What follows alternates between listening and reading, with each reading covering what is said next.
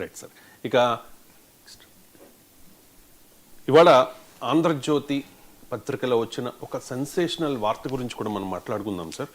ఒక ఐఏఎస్ అధికారి దుర్మార్గం అంటూ ఒక స్పెషల్గా ఒక కథనం వచ్చింది ఆంధ్రజ్యోతి ఫ్రంట్ పేజ్లో. హైదరాబాద్లో వివాహేతర సంబంధం పెట్టుకున్నారు ఆ ఐఏఎస్. అనుమానంతో ఆమెను కొట్టారు. తీవ్రంగా గాయపడి ఆ మహిళ మృతి చెందింది. పోలీస్ కేసు కాకుండా గోల్మాల్ జరిగింది. ఏమీ ఎరగనట్లుగా విజయవాడకు వచ్చి ఆయన విధులు నిర్వహిస్తూ ఉన్నారు అని చెప్పి ఈ కథనంలో ఆయన ఏపీ క్యాడర్ ఐఏఎస్ అధికారట సార్. గతంలో ఒక ముఖ్యమంత్రి పేచీలో పనిచేశారట. అలాగే జగన్ హయాంలో ఒక కీలక విభాగానికి అధిపతిగా కూడా ఆయన ఉన్నారట. అండ్ మంచివాడు సౌమ్యుడే, కానీ తేరగా డబ్బులు రావడంతో అవలక్షణాలు వచ్చాయి. ఇదంతా జరిగింది అని చెప్పి ఆ కథనం సారాంశం సార్. ఇందుకీ ఆ ఐఏఎస్ అధికారి ఎవరు అనే చర్చ జరుగుతోంది సార్. ఈ కథనం మీద మీ కామెంట్. అంటే ఒకటి దీంట్లో పాలిటిక్స్ పక్కకు పెడదాం. మా ఆంధ్రప్రదేశ్లో ఏం జరిగిందంటే ప్రతి ఒక్కటి ఇప్పుడు ఈ వాటర్ బాటిల్ కింద ఎత్తేసారు అనుకోండి, ఇక్కడ పలానా పార్టీ అధికారంలో ఉన్నప్పుడు ఒక్క బాటిల్ కింద పడ్డది, అంతకుముందు చూడు ఒక్క బాటిల్ కూడా పడలేదని ఎవరంటారు. అసలు అంతకుముందు 2 బాటిల్ పడ్డాయి కిందకి, ఇప్పుడు ఒకటే బాటిల్ పడ్డది ఎవరంటారు. అది ఆ స్థాయిలో ఆంధ్రప్రదేశ్లో రాజకీయం ఉంది. పక్కకు పెడదాం. నేను కూడా చూశాను పత్రికలో కాదు, ఇవాళ పొద్దున కొన్ని టీవీ ఛానళ్ళ కథనం ఏంటంటే చాలా సిన్సియర్ అధికారి ఉండే గత ప్రభుత్వ హయాంలో డబ్బులు బాగా రావడం అలవాటు పడంతోనే వివాహేతర సంబంధం వచ్చిందని. వివాహేతర సంబంధానికి రాజకీయాల్లో ఏ ప్రభుత్వంలో పేచి, ఇప్పుడు ఏ ప్రభుత్వంలోనైనా ఐఏఎస్ ఉంటాడు కదా, వీళ్ళంటారు వాళ్ళంటారు, పోస్టింగ్లో తేడా ఉండొచ్చు. అందువల్ల ప్రతిదాన్ని పాలిటిక్స్ చేయకూడదు. ఒకటి. రెండవది ఐఏఎస్ అధికారి అనడంతోనే మొత్తం ఐఏఎస్లు ఐపీఎస్లు అంతా ఇలాంటి అనైతిక పనులు చేస్తున్నారు అనే అభిప్రాయం కూడా వచ్చే ప్రమాదం ఉంటుంది. అది కూడా మంచిది కాదు. ఒక జడ్జి తప్పు చేస్తే ఆ జడ్జే తప్పు, మొత్తం జ్యుడిషియరీ అనే ఇన్స్టిట్యూషన్ తప్పు కాదు. ఓ దేవాలయ అధికారి తప్పు చేస్తే ఆ దేవాలయ అధికారిదే తప్పు. ఒక మత గురువు తప్పు చేస్తే ఆ గురువునే ఆ వ్యక్తినే అనాలి తప్ప మతాన్ని అనకూడదు, ఆ ఆరాధనా స్థలాన్ని అనకూడదు, ఆ దేవుణ్ణి కూడా అనకూడదు. ఎవరైనా తప్పు చేస్తే తప్పు చేసిన వాళ్ళే అనాలి. అందువల్ల ఇది ఒక రాంగ్ నోషన్ కూడా పోకూడదు. నేరము చేసే స్వభావానికి నువ్వు చదివిన చదువుతో సంబంధం లేదు, నువ్వు ఐఏఎస్ సంబంధం లేదు, నువ్వు జడ్జనా సంబంధం లేదు. అంటే మనకు రాంగ్ నోషన్ ఉండకూడదు. అంటే చదువుకు విద్యావంతులు అవుతున్న కొద్దీ, ఉన్నత స్థాయికి ఉద్యోగం చేస్తుంటే, ఉన్నత స్థాయికి ఎదుగుతున్న కొద్దీ మనిషికి ఉన్నతమైన విలువలు ఉండాలని రూలేం లేదు. అందుకే విద్యా వివేకము అంటారు కదా. అందుకే వినాయకుడు, ఇప్పుడు వినాయక ఉత్సవాలు జరుగుతున్నాయి కనుక సిద్ధి వినాయక బుద్ధి వినాయక అంటారు.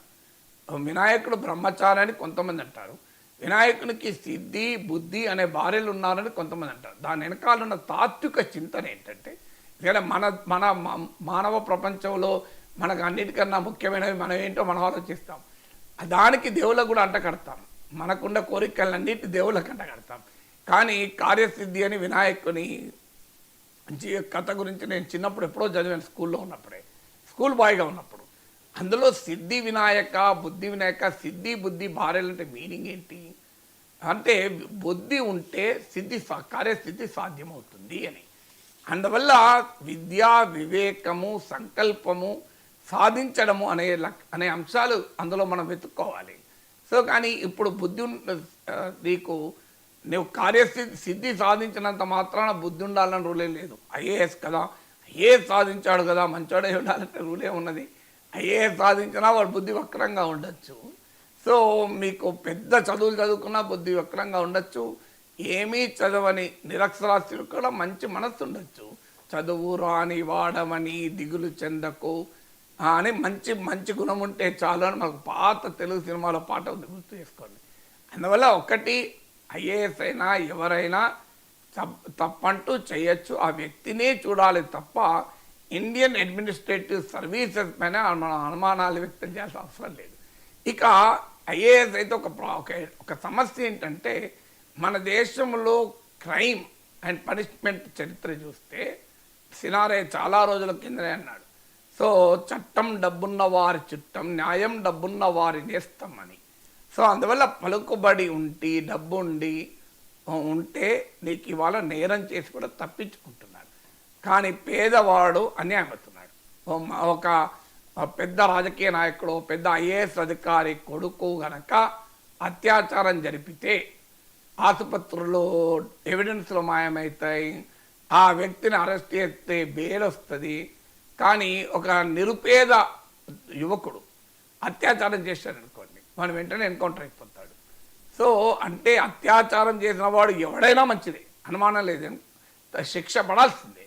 కానీ నిరుపేద యువకుని ఎన్కౌంటర్ చేస్తాడు. ఒక మంత్రి కొడుకు గనక తప్పు చేశాడు అనుకోండి, దమ్ముందా? ఒక సీనియర్ ఐఏఎస్ అధికారి కొడుకు గనక అత్యాచారం జరిపితే ఎన్కౌంటర్ చేయగలిగే పరిస్థితి ఉంటుందా సమాజంలో? సో అందువల్ల సమాజంలోనే నేరం ఎవరు చేసినా నేరము నేరమే, శిక్ష ఒకటే అనేది ప్రజాస్వామిక రాజ్యాంగ సూత్రం. అలాంటిది మన దగ్గర లేనే లేదు. నీకు పలుకుబడి డబ్బు ఉంటే వాడు ఏ నేరం చేసైనా తప్పించుకోగలిగే పరిస్థితి ఉంది. దీనివల్ల బరితెగిస్తాడు కూడా. ఎందుకంటే నేను నేరం చేసినా దొరకను కదా.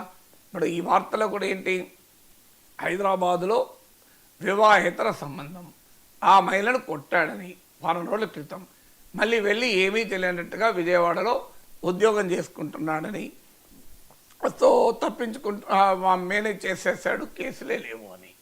సో బట్ శిక్ష పడాల్సిందే. చట్టం ముందు చట్టానికి ఎవరు చుట్టం కాకూడదు.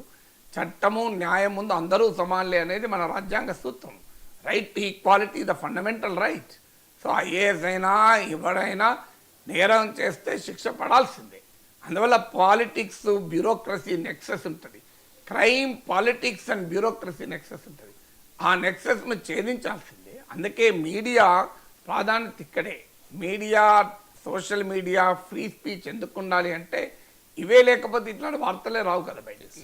ఇవాళ మీడియా ఉంది కనుక ఆ ఐఏఎస్ అధికారి పోలీసులు మేనేజ్ చేసి ఉండాలి, వ్యవస్థల్ని మేనేజ్ చేశాడు. కానీ మీడియాను మేనేజ్ చేయలేడు కదా. మీడియాను కూడా మేనేజ్ చేస్తే సోషల్ మీడియాలో వస్తుంది. సోషల్ మీడియాను కూడా ఎలా మేనేజ్ చేస్తాడు? ఎందుకంటే సోషల్ మీడియా అంటే ఎవరు, నువ్వు కాదు, కోట్లాది మంది సోషల్ మీడియా. ఎవడో పక్క అపార్ట్మెంట్లో తెలిసినోడు వాడు ఫేస్బుక్లో పెట్టేస్తాడు, లేదు వాడు ఒక వాట్సాప్లో సర్క్యులేట్ చేస్తాడు. అప్పుడు అనివార్యంగా మీడియా కూడా పట్టించుకోవాల్సి వస్తుంది. ఎందుకంటే కొన్ని సందర్భాల్లో మీడియాను కూడా మేనేజ్ చేయొచ్చు. మీడియా ఏమి మేనేజ్మెంట్కి అతీతం అని నేనేమంటలేదు. కానీ సోషల్ మీడియా ఏది వచ్చాక అసలు మేనేజ్ చేయడం అసాధ్యమైపోయింది. ఎందుకంటే ఆ క్రైమ్ తెలిసిన ఎవరికో వాడికైతే ఫోటో తీసి పంపడమో, వార్త పంపడమో, ఇంకా ఆ వాచ్మెన్ కొడుకో మా అపార్ట్మెంట్లో ఒక ఐఏఎస్ ఆఫీసర్ ఉన్నాడు, వాడు ఇట్లా చేశాడు అని చెప్పి వాట్సాప్లో మెసేజ్ అది తిరుగుతూనే ఉంటుంది ఇక. సో అందుకే అమర్త్య సేన్ అంటాడు, they give the warning signals of an impending crisis అని. అంటే ప్రమాద గంటికలు ముందే భోగిస్తుంది. ప్రమాద గంటికలే కాదు, అందుకే మీడియాను ఫోర్త్ ఎస్టేట్ అన్నారు. ఇప్పుడు రియల్ ఎస్టేట్గా మారిపోయింది, అది వేరే విషయం. సో అందువల్ల మీకు ఫోర్త్ ఎస్టేట్ అని ఎందుకు అన్నారు అంటే సమాజంలో ఒక ప్రశ్నించేటువంటి వ్యవస్థలుగా ఉండాలి. రియల్ ఎస్టేట్గా ఉండదు, తప్పేం లేదు, కానీ ప్రశ్నించేటువంటి వ్యవస్థలుగా ఉండాలి. సో అందువల్ల ఇది మీడియాకు ఉండేటువంటి ఒక ప్రత్యేకమైన లక్షణం. సో అందువల్ల ఇది బయటికి రావడం సంతోషం. కాంపిటేటివ్ సొసైటీస్లో బతుకుతున్నాం కనుక. బట్ ఖచ్చితంగా శిక్ష పడాల్సిందే, రాజకీయాలకు అతీతంగా. 2 రాష్ట్రాలు ఇమిడి ఉన్నాయి. ఒక రాష్ట్రంలోమో ఉద్యోగం చేస్తున్నాడు, ఇంకో రాష్ట్రమేమో క్రైమ్ చేశాడు. సో అది మళ్ళీ సెంట్రల్ సర్వీసెస్. బట్ డెఫినెట్గా యాక్షన్ తీసుకోవడం వల్ల సమాజంలో కాన్ఫిడెన్స్ వస్తుంది. ఓహో, చట్టం ముందు అందరే సమానులే అని. అందులో అత్యున్నతమైన పదవుల్లో ఉన్న వారికి మీద మరొక బాధ్యత కూడా ఉంటుంది. They should radiate the purity of life అంటారు. అంటే వారి జీవితంలో ఉన్న మంచి ప్యూరిటీని కూడా వాళ్ళు సమాజానికి పంచాలి. ఇక జియో పొలిటికల్ అంశాల విషయానికి వస్తే చైనా భారత్లపై